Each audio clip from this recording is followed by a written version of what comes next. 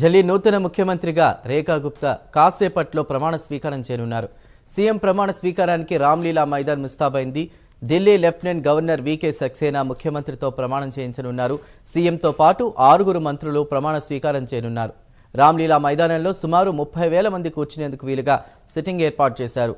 3 పెద్ద స్టేజీలతో ప్రమాణ స్వీకార ఏర్పాట్లు చేశారు.